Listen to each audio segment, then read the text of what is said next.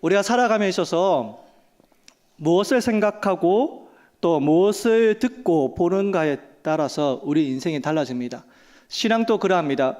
내가 어떠한 관점에서 무엇을 보고 살아가느냐에 따라서 우리의 신앙과 신앙의 판도는 달라지게 되어 있습니다. 오늘 말씀을 통해서 우리 인생 여정 가운데 이 세상을 바라볼 때에 어떠한 관점을 바라보고 살아가야 되는가에 대해서 나눠보기를 원합니다. 오늘 이 말씀은 어떠한 말씀입니까? 제자들이 배를 타고 갈릴리 바다를 건넙니다. 그러던 가운데 풍랑을 만나서 어려움을 당하고 있습니다. 이것이 오늘 본문의 내용입니다. 그런데 오늘 이 본문 내용에서 불과 몇 시간 전에 어떤 사건이 있었느냐?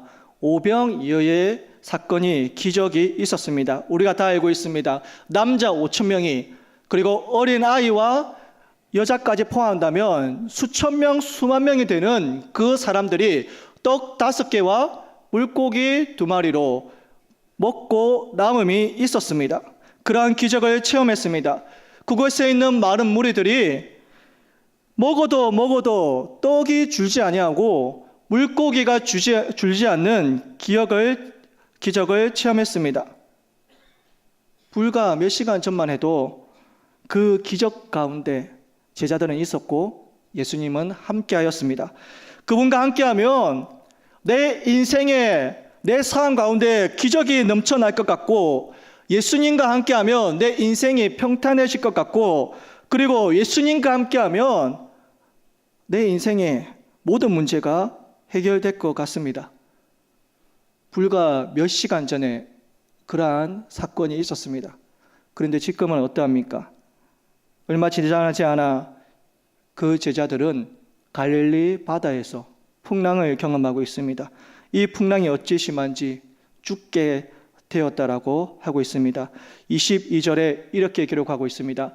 예수께서 즉시 제자들을 재촉하사 자기가 무리를 보내는 동안에 배를 타고 앞서 건너편으로 가게 하시고, 제자들이 배를 탑니다.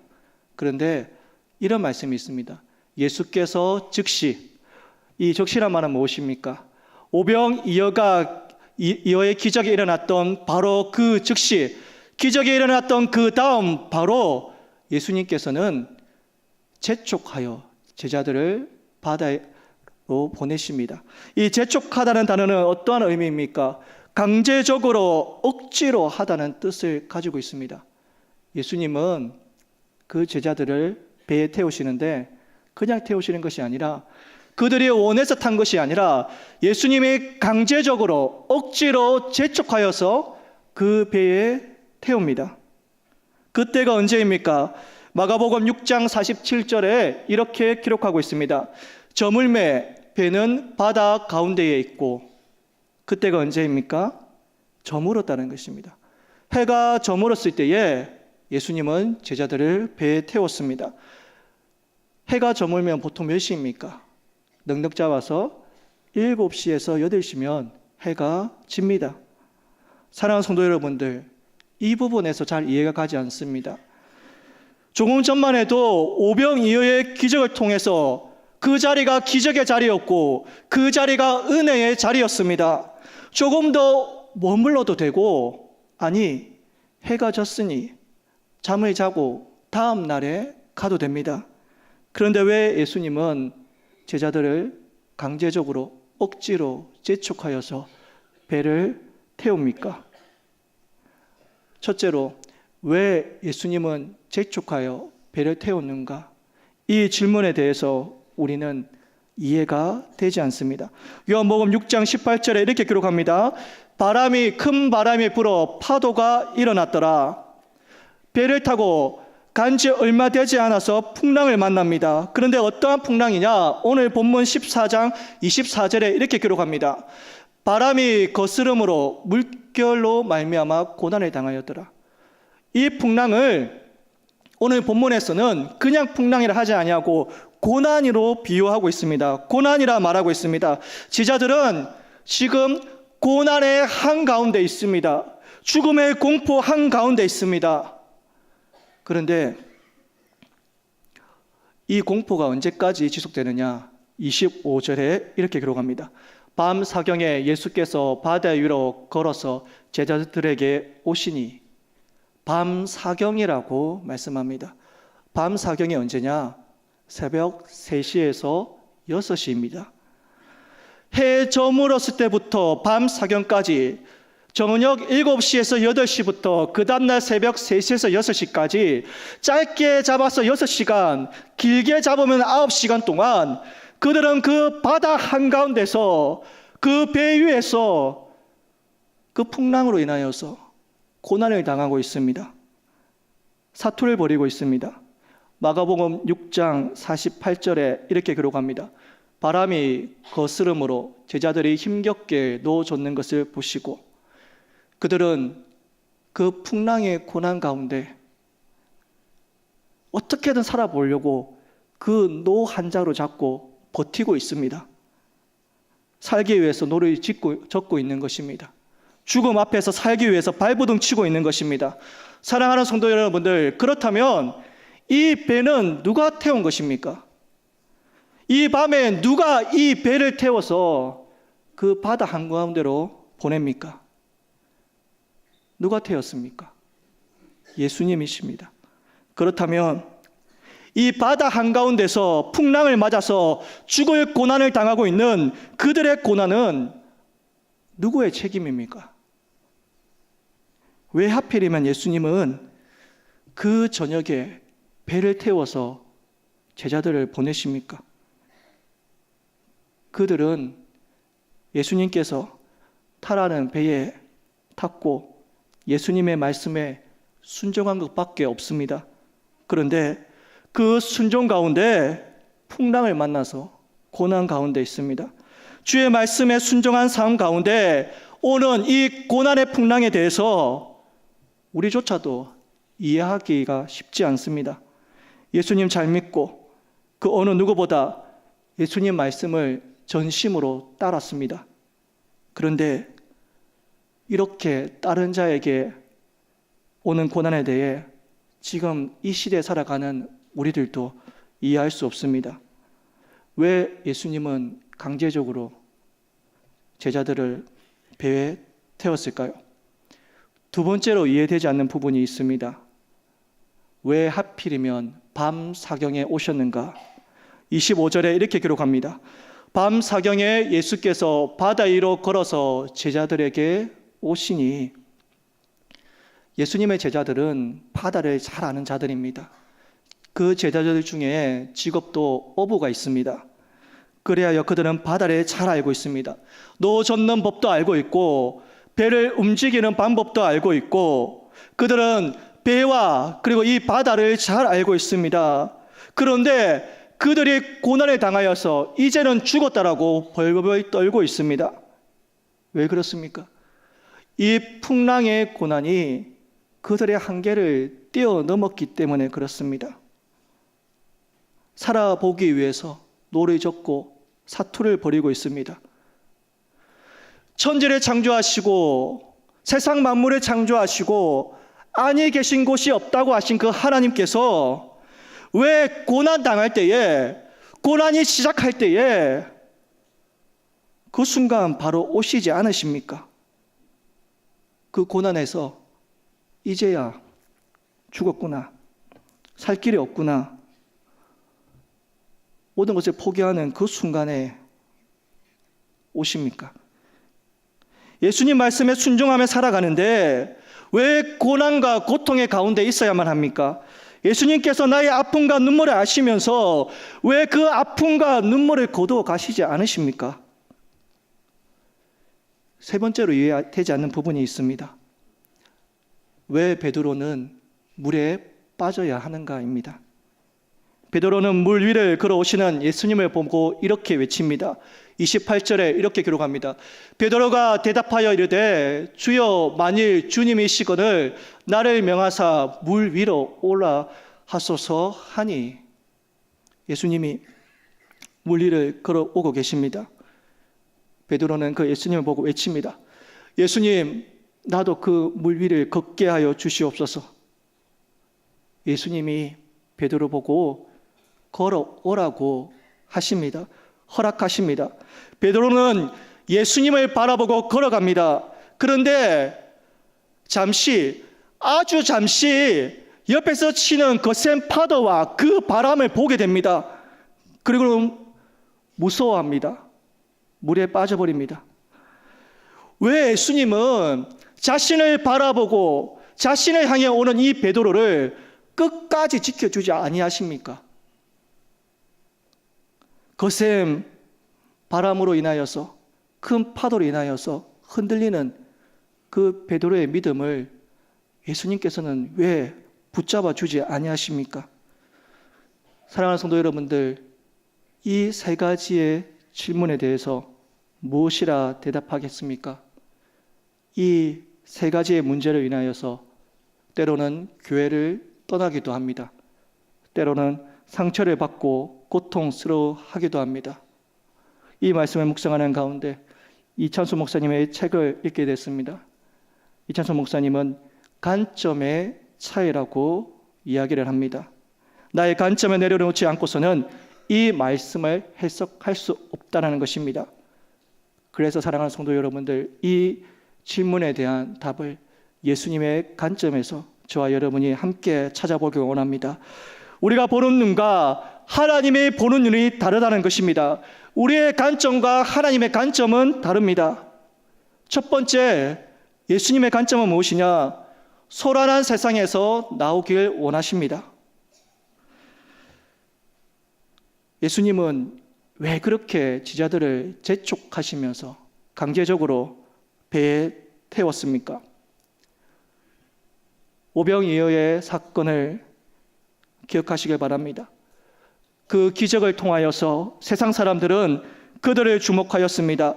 떡 5개와 물고기 2마리로 인하여서 수천 명, 수만 명을 먹였던 그 기적을 체험한 그 사건, 민중들은 예수님만 있으면 되겠구나. 예수님만 있으면 굶어 죽을 일이 없겠구나. 예수님 그분만을 왕으로 삼으면 나의 문제와 나의 경제적인 문제까지도 다 해결되겠구나. 아니, 그분을 모시면 로마의 압제에서 나를 구원하겠구나. 이때까지 우리가 바라던 그 메시아가 그분이구나라고 외칩니다. 우리의 관점에서 보면 이 오병이어의 기적이 일어난 그곳에서 남아있는 것이 더 좋은 일입니다. 박수와 열광이 있습니다. 그것이 더 좋습니다. 제자들조차도 예수님이 왕이 되시면 나는 우편에 있고 너는 좌편에 있으라. 우리도 이때에 권력 한번 잡아보겠다. 우리도 출세해 보겠구나. 그런 생각으로 들떴을 것입니다. 그래서 그곳에 남아있는 것이 지금 풍랑 가운데 고난을 당하는 것보다 훨씬 좋았을 것입니다. 이것이 바로 우리의 관점입니다. 그런데 예수님의 관점은 아니었습니다. 그곳에 있는 것이 아니었습니다. 군중들의 마음을 가라앉히고 제자들도 배에 태워 보냅니다. 23절에 이렇게 기록합니다. 무리를 보내신 후에 기도하러 따로 산에 올라가시니라. 저물매 거기에 혼자 계시더니 예수님의 관점은 그 소란한 가운데 있는 것이 아니라 한적한 산에 올라가 기도하는 것입니다. 예수님의 관점은 제자들이 어소속히 그곳에서 나오는 것입니다. 그 오병이어의 기적을 체험한 그 무리들이 한호성을 지르며 박수를 치며 열광을 하면서 그렇게 한호성을 질렀지만 사실 그것은 믿을 것이 못되기 때문에 그렇습니다. 그 기적을 체험한 그들이 나중에 예수님을 잡아서 십자가에 못 박혀 버립니다. 그 기적을 체험하고 한호했던 그 무리들의 실상의 모습이 이러한 모습입니다. 예수님의 관점에서는 제자들이 거기에 모여서 정치적 야심을 키우는 것이 아니라 조용히 배에 올라 떠나는 것이었습니다. 창세기 12장 1절에 이렇게 기록합니다. 예수께서 아브라함에게 이르시되 너는 너의 고향과 친척과 아비의 집을 떠나 내가 내게 보여줄 땅으로 가라. 하나님은 아브라함에게 그곳을 떠나라고 명하십니다. 하나님만 의지할 수 있는 곳으로 가라고 명령하십니다. 하나님을 믿고 의지하기 위해서는 때로는 우리가 떠나야 할 때가 있습니다. 그것이 비록 기적이 일어났던 장소라 할지라도, 그것이 은혜가 있었던 장소라 할지라도 하나님을 만나기에 방해가 된다면 우리는 한적한 곳으로 나아가야 됩니다. 둘째로, 예수님의 관점은 우리를 기다리고 계십니다. 왜 예수님은 밤 사경에 제자들에게 오셨는가입니다. 해 저물 때부터 밤 사경까지 그 급박한 순간에 죽을 고비를 넘기고 있는 이 상황에서 제자들은 예수님을 찾고 있습니다. 간절히 기다리고 있습니다. 예수님께 울부짖고 있습니다. 간절히 기다립니다. 그런데 예수님도 제자들을 기다리고 계셨습니다. 이것이 예수님의 관점입니다. 그들이 할 수 있는 모든 방법과 모든 지식을 다 동원하길 원하셨습니다. 목숨 걸리는 일입니다. 그래서 사랑하는 성도 여러분들, 이 제자들이 살기 위해서 그 바다 한가운데서, 그 배 안에서 자신이 할 수 있는 모든 일을 다 동원했을 것입니다. 내가 배웠던 지식들, 내가 가지고 있는 모든 것들, 그것을 다 사용하며 살기 위해서 발부등 쳤습니다. 그런데 엄청난 파도를 일으키는 그 거센 바람 때문에 그들은 한 치 앞도 볼 수도 없고 아무리 노력한들 1m도 나갈 수가 없었습니다. 칠흑 같은 어두운 가운데서 이제 죽음의 공포가 몰려옵니다. 내 힘으로는 도저히 헤쳐나갈 수 없구나, 내 능력으로는 할 수 없구나, 내 지식으로는 할 수 없구나, 내 가진 것으로는 할 수 없구나, 이것을 깨달았던 그 시간이 바로 밤 사경입니다.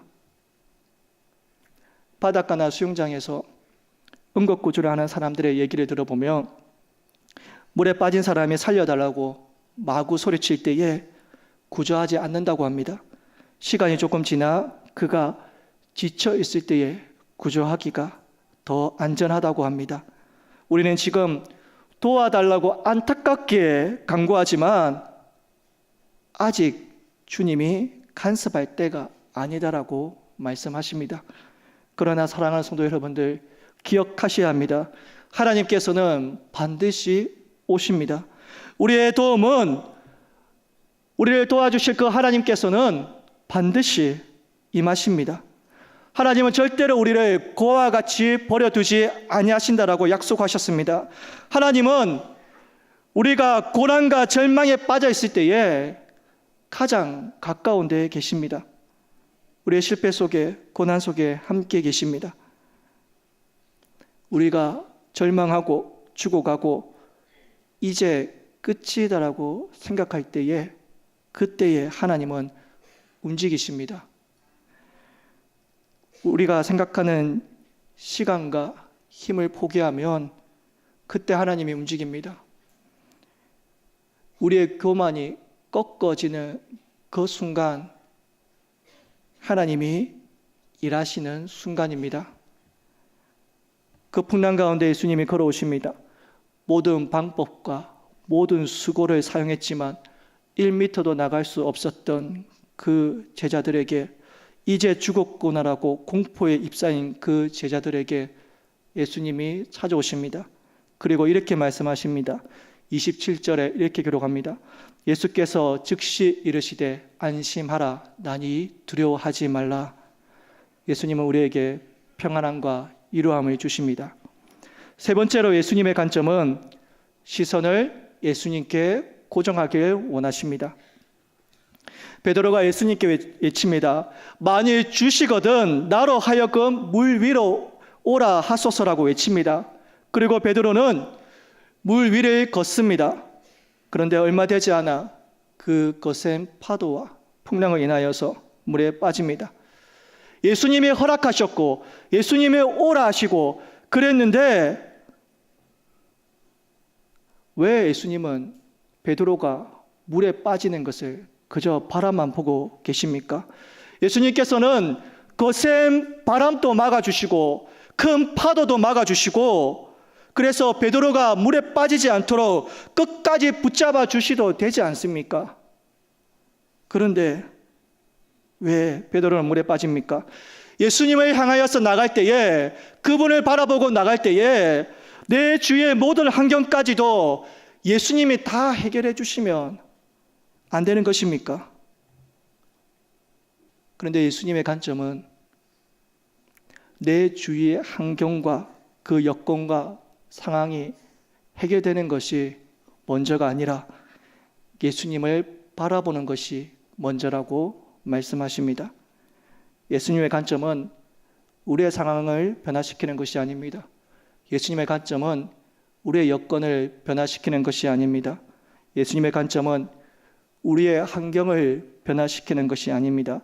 내 인생의 거센 바람도 그대로이고 내 인생의 거친 파도도 그대로이지만 그 가운데 예수님을 바라보고 걸어오라고 말씀하고 있습니다. 우리의 시선을 어떤 상황 가운데서도 예수님을 바라보라고 말씀하고 있는 것입니다. 시선을 예수님께 고정시켜서 가는 동안은 베드로는 그 어느 누구도 경험하지 못한 놀라운 은총과 놀라운 승리를 경험하였습니다. 그러나 그 시선을 다른 곳으로 돌릴 때에 즉시 물에 빠졌습니다. 우리의 상황과 여건이 아니라 그것과 상관없이 하나님께 예수님께 우리의 시선을 고정하시길 바랍니다. 히브리서 12장 2절에 이렇게 기록합니다. 믿음의 주요 또 온전케 하시는 이인 예수를 바라보자. 히브리서 기자는 온전히 예수님만 바라보라고 말씀하고 있습니다. 여기서 사용되는 바라보자 이 단어는 다른 것으로부터 눈을 돌리라는 것입니다. 두 개의 사물을 한꺼번에 보라는 말이 아닙니다. 이 사물에서 다른 사물을 돌아서 바라는 것입니다. 내가 처해 있는 환경과 상황에서 돌이켜서 예수님을 바라보라는 것입니다. 어떤 경우에도 내 시선은 예수님만 바라보셔야 합니다. 우리 눈이 예수님께 고정되어 있다면 어떤 풍랑이 불어와도 나를 덮친다 할지라도 물 위를 걸어 예수님께 나아갈 수 있는 놀라운 경험을 할 수 있습니다. 풍랑 가운데 찾아오신 예수님께 시선을 집중시키시길 바랍니다. 풍랑을 잠잠케 하시는 예수님께 시선을 집중시키기 바랍니다. 풍랑을 통하여서 신앙을 성숙시키는 예수님께 시선을 집중시키길 바랍니다. 사랑하는 성도 여러분들, 무엇을 바라보고 살아가십니까? 어떤 관점으로 세상을 바라보고 있습니까? 예수님께서는 우리를 강제적으로 배에 태우기도 하십니다. 우리는 하나님의 말씀을 순종하며 살아가고 하나님께서 인도하시는 그 길을 따라 걸어갑니다. 그런데 우리의 한계를 뛰어넘는 풍랑을 만납니다. 영적인 문제에서부터 육신의 문제, 사업의 문제, 자녀의 문제, 관계의 문제까지 너무나도 많은 풍랑 가운데 살아갑니다.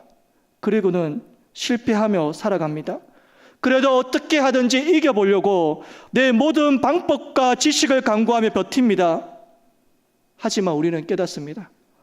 나의 힘으로 할 수 없구나. 내 능력으로, 내 가진 것으로 할 수 없구나라고 깨닫습니다. 그리고 우리의 시선을 나의 힘이 아니라, 나의 가진 것이 아니라, 나의 능력이 아니라 하나님께 향하게 됩니다. 그래야 할 때에 그분의 도우심과 그분의 필요하심이 우리에게 이루어집니다. 그때에 하나님이 찾아오십니다. 그리고 우리의 모든 문제를 해결해 주십니다. 우리가 하루하루 살아갈 때에 우리의 관점으로 세상을 바라보는 것이 아니라 하나님의 관점으로 세상을 바라보시길 바랍니다. 기적을 행하시는 하나님, 사랑을 베푸시는 하나님, 전능하신 하나님, 그 하나님만을 바라보며 하나님의 관점으로 세상을 살아가시길 바랍니다. 여러 문제를 해결하시는 예수님을 바라보시길 바랍니다. 그리하면 어떠한 풍랑 가운데 있다 할지라도 하나님께서는 하나님의 방법과 하나님의 때에 우리를 회복시키시고 승리케 하여 주실 줄 믿습니다. 하나님의 관점으로 이 세상 바라보시기를 주의 이름으로 축복드립니다.